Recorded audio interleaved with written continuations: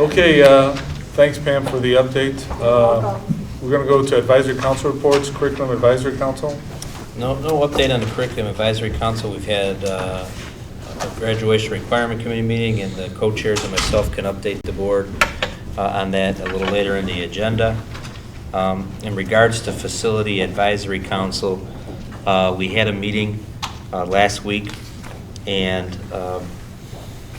I had Ed Farron come out from White Architect, our architect from White, Jeff Chamberlain from 2010, which is the engineer that oversaw the construction project, and we also had a representative from the Camas Boilers.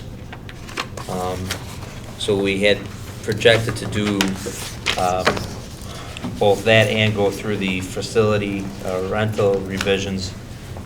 We went longer than planned on the walkthroughs with the architect, so we'll have to discuss the facility rental revisions here in a minute. But I'll let the board members chime in at any time, but we went with the architect through the field house.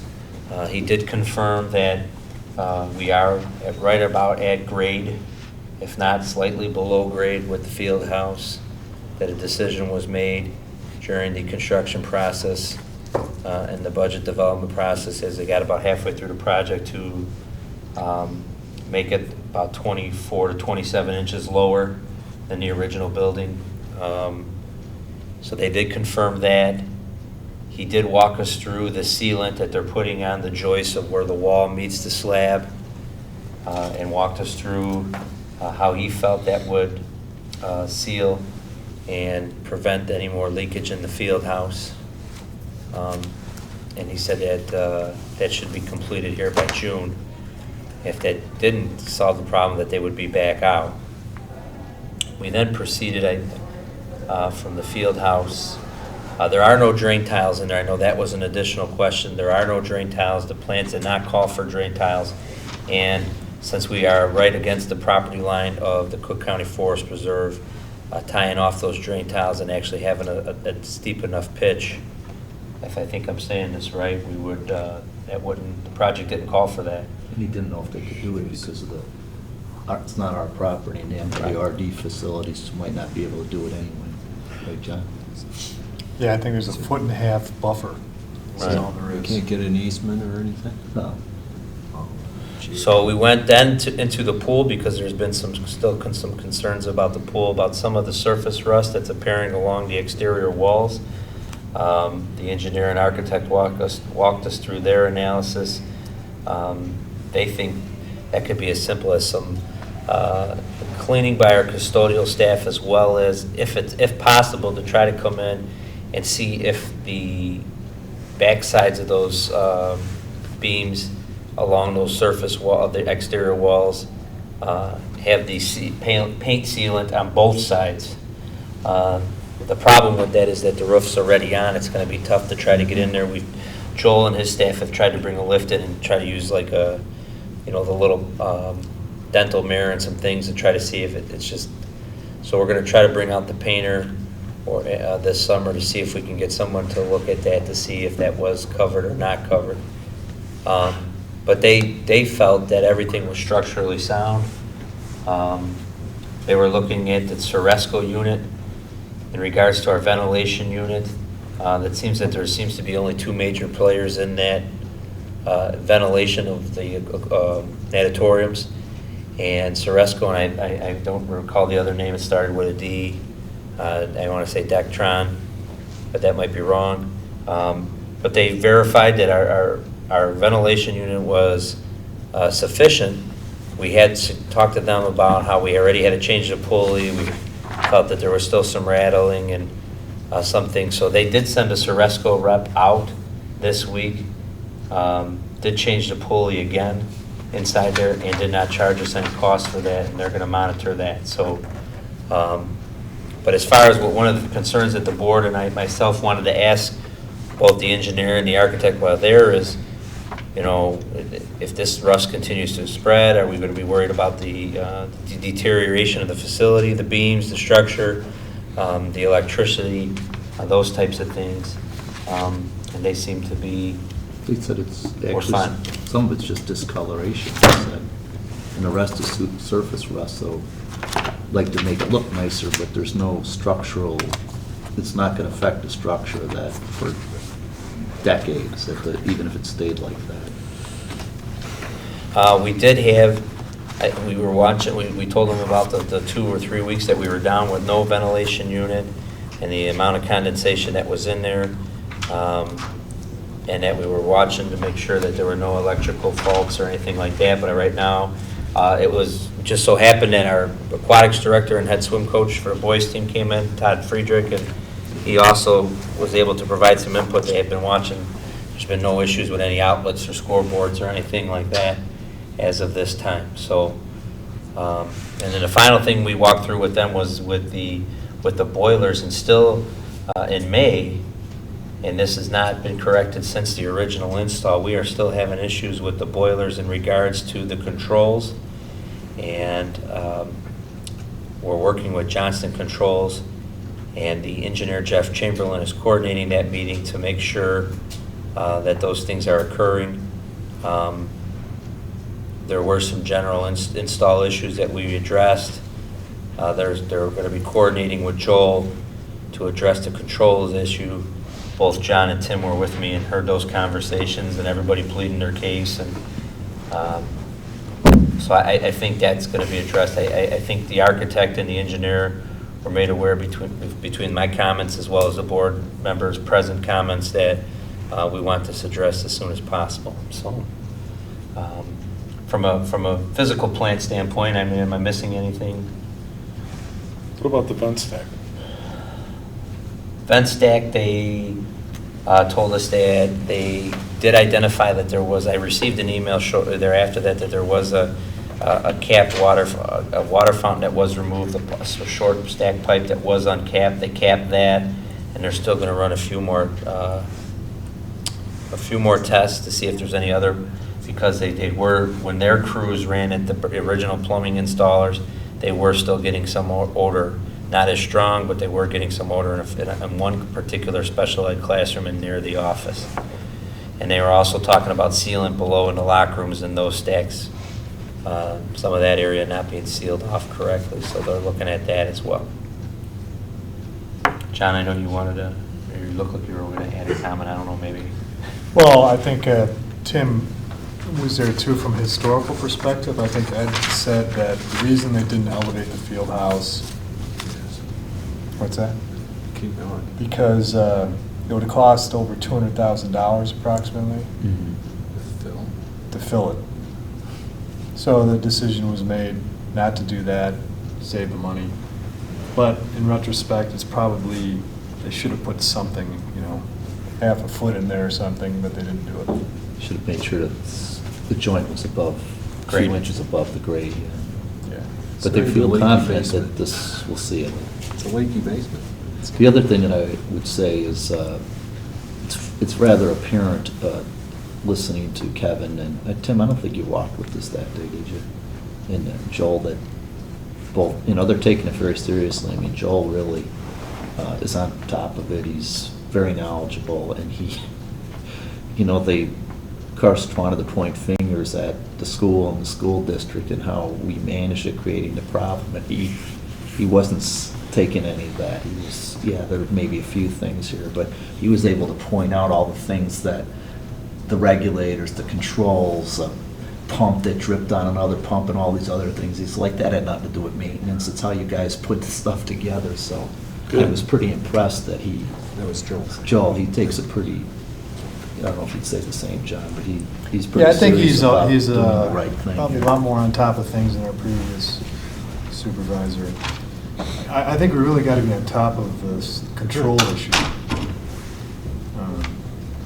Because I have a feeling it could be a persistent problem, right? I mean, Yeah. why it doesn't work, I still don't understand why it doesn't work. But, it's been 2 or 3 years in, so. Let me ask you this, even from that meeting, do we get any, and so I wanted to make sure that the board members that assist me on that advisory council can see what we're dealing with. It's a typical thing. Each vendor is trying to point the finger at. It's not my controls, it's the way you install it. It's not the way you install it, it's the way you design it. It's not the way you design it, it's the way you're maintaining it. So that's why Joel and Kevin had to take a bit of a strong stance. It's like, you know, we paid good money for this, and it doesn't work right, and you gotta make it work right, so. So do we have a timing on this? I mean, we're going to be going into the winter next year, and We're hoping this summer. We're hoping that this meeting's gonna occur with the control guys and stuff with next week, within the next week or two, between Johnson Controls, Camus reps, our service rep, the 2010 engineer, and Joel and myself. You know, the control guys were saying it was because of the damper. Well, the damper's been corrected. Now we're still having a manual. Basically, what's happening is the way those high-efficient boilers are designed is that they should be able to self-fire, shut off, etc.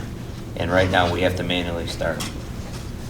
You know, and they're manually running longer than probably what they should. So is it costing the district additional expenditures, natural gas, or that wouldn't have occurred for the last 3 years? Probably. Are we getting Can we get an estimate of that? Is it worth, I mean, I don't know if we'll be able to break that down. I could ask. I think the important thing to know is that, you know, everybody's anxious to get it.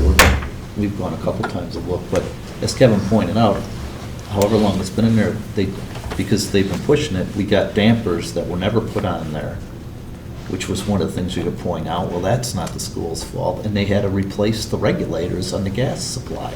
Right. All of them, because they weren't correct, and that's all been done in the last 6 months at least, right, Kevin? Yeah. So Wasn't the the- length between And we had the length piping of that piping. between- The length of the piping, thank you, there was another thing. So it appears the last issue is how to get the controls to work right with the Well, there's rest. one more thing too. I'm Isn't sorry. from the chimney, something at the top wasn't put in? Oh, yeah, there was some, what was it? What's There the was, name of that? Yeah. So it's like at least 4 things. yeah, there was some partial blockage or something in like a stack or something.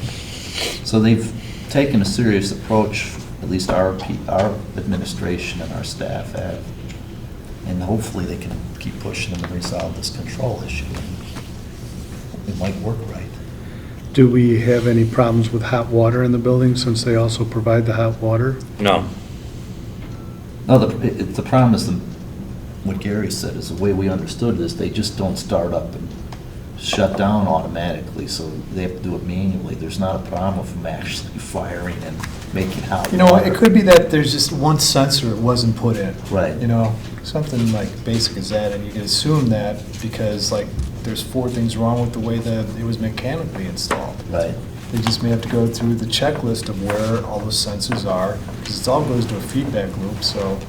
and that's what this meeting's going to be, is to put all the Our trying. vested parties together in one room and Those tell them to vested get their Those back vested together. parties have met about 6 times now. And that's how we came up with, hey, it was the damper. We Hey, put it up- was the pipe length. Hey, it was the regulator. I guess if So- you keep shooting it dark long enough, you're going to find I'm- what's wrong with it, huh? I'm- Obviously, they don't know what's wrong with it. I've learned more about boilers and exhaust systems. Just think about this, it only took 20 years for a turn signal out there. Yeah, right. All right, any other questions for facilities? Well, we got this facility rental chart, and I included that in there. The board approved this back in July or August. This is one of the first changes I brought forward to the board about, bringing in some additional revenue. There was, I think there's a revenue chart in there. There's 46. To show that The pie chart. the pie chart to show the additional revenue we've generated. Minus expenses, Minus expenses. as Gary would say. It's on page 46. In regards to the facility chart, and the actual rental agreement, or rental policy, the board approved the fee structure, the groupings. There were some suggestions by the facility advisory committee back from the fall. Some edits, we put those edits in. We were going to look at it this past week, but we got tied up with the architects and that, so I brought it to the committee of the whole for everyone to review, kind of as a first read. With the exception of language, there's not a lot of changes. We did make a classification change in Group 3 We moved all non-for-profits to Group 3, and basically all for-profits to Group 4. With the analysis we've done on all of our fee structures, we're still one of the best bets in town in regards to what we offer and the revenue. We did make a general $5 increase across the board. Mr. Walsh, in our conversation yesterday, did bring up the point, and it's something that neither Mr. McGinnis or Joel or myself thought of. We just thought of a flat $5 increase across, but really, if you thought about that, the Group 2 are some of our feeder teams and youth teams and government entities without a reciprocal agreement would be experiencing a larger percentage increase compared to our Group 4, which are our profits, or our Group 3s, which are our non-for-profits or out-of-district groups. So we're going to go back and revise that to come up with maybe a consistent, either whether it be 10% or 15% across. Either way, it would still anywhere from $5 to $10 change in price, and we would still be significantly lower than the surrounding areas.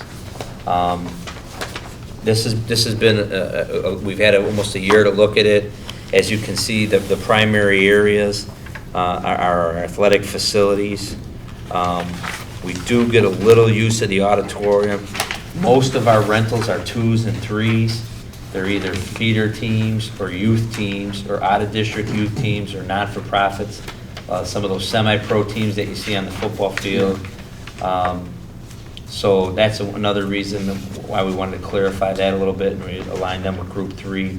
But for the most part, a majority of our rentals, I would say close to 85%, are in the athletic facilities area and Groups 2 and 3. And that's increased our revenue by an additional $32,000, which was not budgeted for. You use the term a semi-pro team as a non-profit? Yeah, that's why we had to look at some of our things a little bit, but they do have a 501c3. They'll probably claim they don't make profit. All right. So we thought it was cleaner keeping our youth teams and government entities in 2, non-for-profits and out-of-district youth teams and adult sports teams or organizations in 3, and then anybody that's making revenue in Group 4, to keep it a simple structure.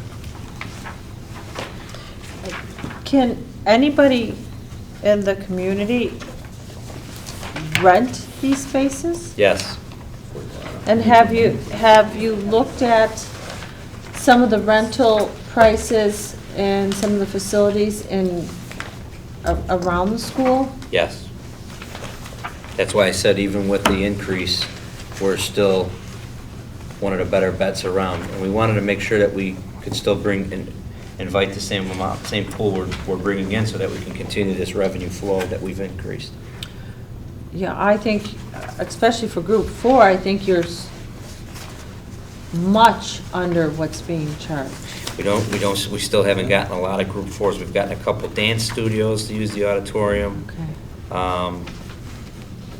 But that was really about it. Art had not had any Group 4s come in and ask for athletic facilities. So we're keeping an eye on that as well. Okay, any other questions on this? Now, these rental charges, are these a per hour charge? Is that what this? Yeah, Tim I'm going to be shifting this to the business office. The way it was set up previously is that Aramark was overseeing a portion of it. There was some portion in the business office, some portion in Mr. Passarella's office, and some portion in the athletic office. So I made that clear with the Facilities Council back in October, like, let's address the agreement and the fee structure to become consistent, try to generate more revenue. And now on the operational side, this whole operation will run out of Tim's office. So when people come in to fill out the agreement, they'll rent there and stuff like that. So, but I believe it is an hourly charge. Yes. And a 2-hour minimum. And with a 2-hour minimum. Okay, any other questions? Yeah. Wasn't this, No point. wasn't the 32.5 beyond our projection by almost double? I think we were projecting like 19? 12 or 15. Oh, even more. Yeah, I mean, in the revenue alone, we're about $30,000 over budget. Did well. 25 to 55, we'll probably end up closer to 60. Wow. So, yeah. Going Very to good. Gary's Thanks. usual comments. it doesn't, you took out items, the 39.8 less to get to 32.5 of things that you actually paid for, but you did, I mean, there's not a, we have no way of calculating how much it actually costs to run the stadium or that, right? Right. So that's, the net is a little bit less than that. But the question I have is, assuming that you didn't, I don't think you hire security as a normal course when the swimming pool is being used, but it seems like the security costs are pretty high relative to the rentals. Like, if you took the pool out, it's, 1/6, but you charge for that though, right? Time and a half, yeah. So whatever we're incurring on security, the renters are paying for. Correct. So it is whatever it is, right? Cost neutral. Okay.